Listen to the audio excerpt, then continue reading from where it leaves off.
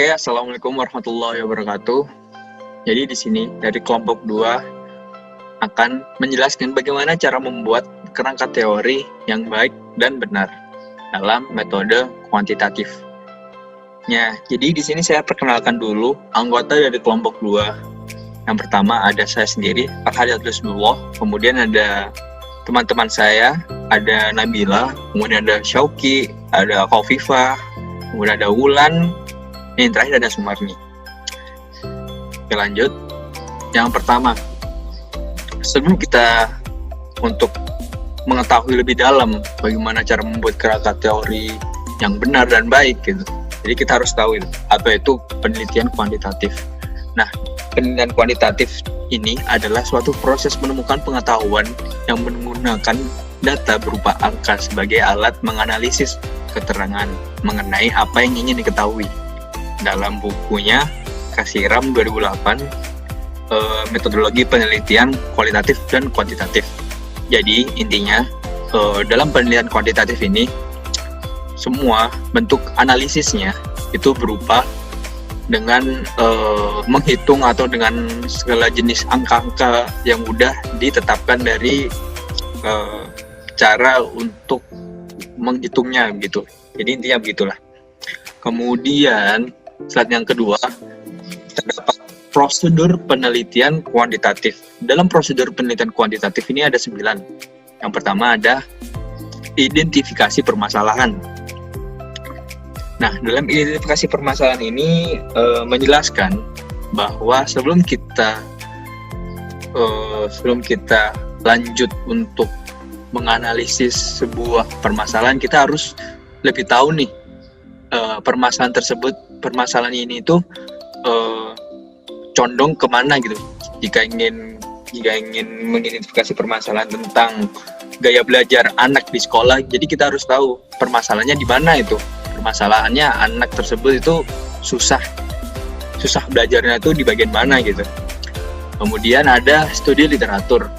Nah, dalam studi literatur ini kita harus tahu teori-teori yang condong untuk permasalahan tersebut gitu. Kemudian ada kerangka konsep. Jika 1 sama 2 itu udah, jadi kita susun nih kerangka konsep yang akan kita lakukan sebelum lanjut untuk menganalisis masalah tersebut. Kemudian ada identifikasi dan definisi variabel hipotesis. Ya, kita identifikasikan semua apa yang telah kita kumpulkan dari langkah-langkah yang di atas. Kemudian yang kelima ada pengembangan desain penelitian. Jadi kita desain nih penelitian kita nih, yang kita sesuai yang bagian mana sehingga rapi dan tidak teracak-acak gitu. Jadi semuanya udah terurut gitu. Kemudian yang keenam ada teknik sampling. Yang kemudian yang ketujuh ada pengumpulan dan kuantifikasi data. Jadi semua data yang udah didapatkan itu dikumpulkan jadi satu dan dikuantifikasi. Dikuantifikasi itu dipilih-pilih, bukan dipilih-pilih ya, kayak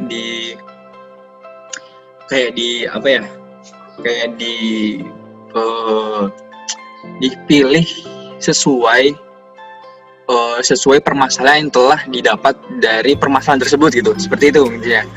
Kemudian yang ke-8 ada analisis data. Jadi semuanya udah ada, kemudian data-data yang udah dipilih-pilih itu akan dianalisis sehingga bisa menciptakan hasil yang emang valid gitu dari permasalahan tersebut.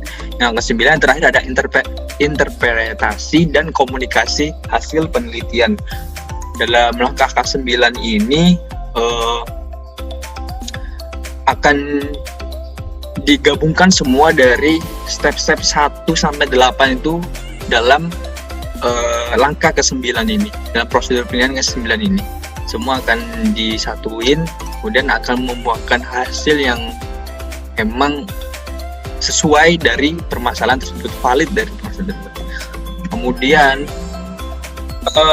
sesudah kita mengetahui prosedur penelitian dari metode kuantitatif, nah lanjut kita menuju ke bagian inti dari permasalahan yang ingin saya sampaikan ini. Dari inti topik ini ada kerangka teori. Nah, sebelum kita tahu langkah-langkahnya, kita harus mengerti pengertiannya bagaimana gitu. Nah, pengertiannya, kerangka teori adalah identifikasi teori-teori yang dijadikan sebagai landasan berpikir untuk melaksanakan sesuatu penelitian, atau dengan kata lain untuk mendeskripsikan kerangka referensi atau teori yang digunakan untuk mengkaji permasalahan. Jadi dalam kerangka teoritis ini kita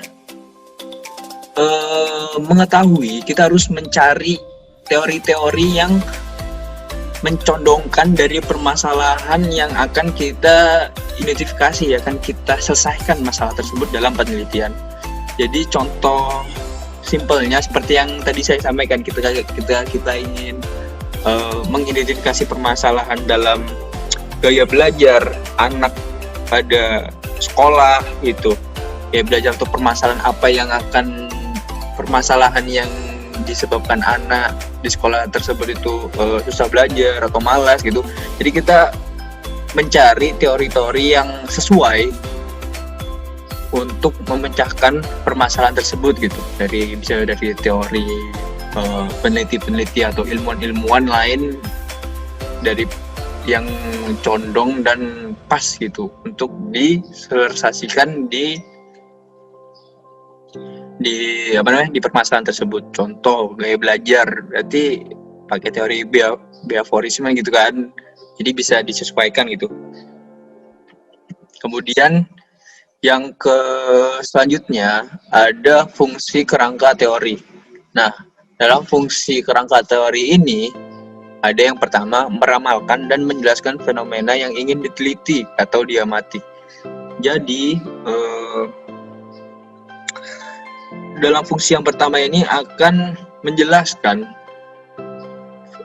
fenomena-fenomena atau hal-hal yang akan terjadi dalam permasalahan yang ingin diteliti tersebut gitu.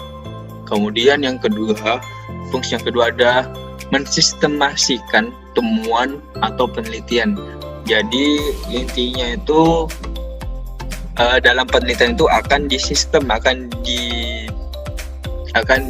secara jelas dan rapi gitu. Kemudian yang fungsi ketiga menjadi dasar untuk merumuskan hipotesis penelitian. Nah, jadi yang ketiga ini adalah fungsi yang paling utama dalam kerangka teori tersebut ini. Jadi itu akan menjadi dasar kenapa permasalahan tersebut itu bisa terjadi dan bagaimana cara menyelesaikan itu. Nah, itu menjadi dasar dari permasalahan tersebut gitu, permasalahan yang ingin diteliti gitu. Kemudian yang keempat ada memberikan perspektif sudut pandang bagi peneliti. Nah, dalam memberikan perspektif sudut pandang ini kita akan mencari dasar-dasar dari teori-teori yang telah kita cari yang condong dan sesuai dengan dari permasalahan yang akan kita teliti tersebut. Kemudian yang kelima, fungsi kelima adalah membimbing peneliti untuk menemukan jawaban terhadap rumusan masalah atau pertanyaan penelitian yang telah diajukan. Jadi dalam fungsi yang terakhir, jadi fungsi yang kelima ini dalam kerangka teori ini berfungsi sebagai alat bimbing peneliti untuk menemukan jawaban dari permasalahan-permasalahan yang telah ditemukan gitu. Lanjut ke teori penjelasan berikutnya yang akan dijelaskan oleh rekan saya Nabila. Monggo dinyalakan. Ya, kemudian yaitu kerangka teori yang baik. Nah, kerangka teoritis pertama ini mengidentifikasikan dan menyebutkan variabel-variabel yang terkait dengan masalah penelitian. Jadinya harus ada variabel-variabel yang terkait, itu jangan sembarangan masukin variabel yang nggak sesuai topik. Maksudnya di sini seperti itu. Secara logis menguraikan keterhubungan di antara variabel tersebut. Jadi variabel satu dan yang lain itu harus relevan atau berhubungan gitu kan. Kemudian hubungan antara variabel independen dan dependen itu harus banget ya. Dan kalau ada variabel moderator dan juga intervening akan dimunculkan. Hubungan tersebut tidak hanya digambarkan, melainkan juga diterangkan secara rinci. Seringkali kerangka kerja teoritis dikenal dengan model, karena model juga merupakan representasi dari hubungan antara. Next.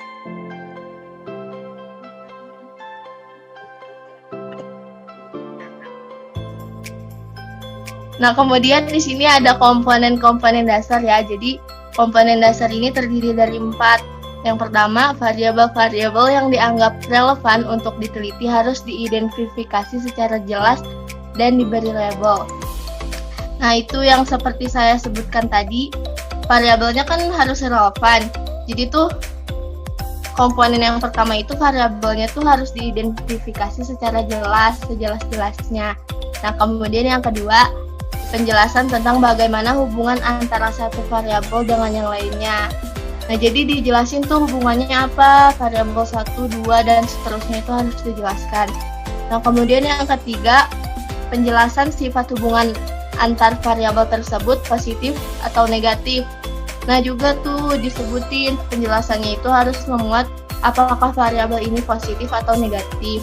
Dan yang terakhir, yang keempat, penyertaan diagram sebagai visualisasi agar pembaca lebih mempunyai gambaran. Nah, jadi kayak ada dibuat diagram karena ini kan kuantitatif. Jadi sebagai visualisasi orang yang membacanya. Jadi dia tuh punya gambaran loh apa yang mau dijelaskan ini kayak gitu. Next. Nah, setelah masalah penelitian berhasil dirumuskan dengan baik, maka langkah berikutnya adalah mengajukan hipotesis yang didasarkan dari kajian mendalam teori-teori yang relevan dengan variabel-variabel penelitian. Agar sebuah kerangka teoritis meyakinkan, maka argumentasi yang disusun dalam teori-teori yang dipergunakan dalam membangun kerangka berpikir harus merupakan pilihan dari sejumlah teori yang dikuasai secara lengkap agar mencakup perkembangan terbaru. Nah, jadi kajian mendalam teori-teori ini kan tadi harus berhubungan dan variabel yang jelas. Jadi di sini kita harus mengambil teori yang benar-benar dikuasai gitu. Jadi dia tuh bakal mencakup perkembangan terbaru kalau misalnya kita memahami teori satu itu gitu. Jadi dikembangkan. Nah, di samping itu, kerangka teori juga dapat dilakukan melalui pengkajian hasil-hasil penelitian yang relevan yang telah dilakukan peneliti lainnya. Nah, jadi kan biasanya dalam teori itu kan memuat peneliti sebelumnya ya. Jadi itu kita harus mengkaji gitu hasil-hasil penelitian sebelumnya. Nah, hasil penelitian orang lain yang relevan dijadikan titik tolak penelitian kita dalam mencoba melakukan pengulangan, revisi, modifikasi, dan sebagainya. Berdasarkan kajian teoritis dan hasil-hasil penelitian yang relevan, maka tahap berikutnya, peneliti menyusun kerangka berpikir untuk mengarah perumusan hipotesis. Dengan demikian, produk akhir dari proses pengkajian kerangka teoritis adalah perumusan hipotesis. Kayak gitu. Next. Nah, di sini ada langkah-langkah penyusunan kerangka teoritis ya. Yang pertama itu ada pengkajian. Yang dimaksudkan pengkajian itu pengkajian mengenai teori-teori ilmiah yang akan dipergunakan dalam analisis. Nah, yang kedua itu ada pembahasan. Pembahasan mengenai penelitian-penelitian lain yang relevan. Nah, yang ketiga penyusunan, yaitu penyusunan kerangka berpikir dengan mempergunakan premis-premis sebagaimana yang tergantung dalam teori dan hasil penelitian. Yang terakhir ada perumusan hipotesis. Nah, seperti itu. Oke, sekira itu yang bisa kami sampaikan dari kelompok 2. Jika ada hal-hal yang ingin tanyakan bisa ditanyakan melalui Melalui Sosmed. komen. Melalui komen bisa gitu. Komen. Mungkin Paroni atau orang-orang yang menonton bisa bertanya melalui komen-komen di YouTube kami. Oke. Hai. Ini ada Dan jangan lupa di like. jangan lupa di like. Ini ada Ya enggak? dari kami. Hidup bukan hanya untuk tentang angka atau nilai dari hasil belajarmu, tapi pengalaman dan ilmu pengetahuan yang bisa bermanfaat bagi orang banyak, itulah yang lebih penting. Anjay. Mantap. Betul sekali. Oke, sekian dan terima kasih dari kelompok kami. Wassalamualaikum warahmatullahi wabarakatuh. Ya, mohon maaf bila terdapat banyak kekurangan. Dan sekian. Sekian, terima kasih. Dadah.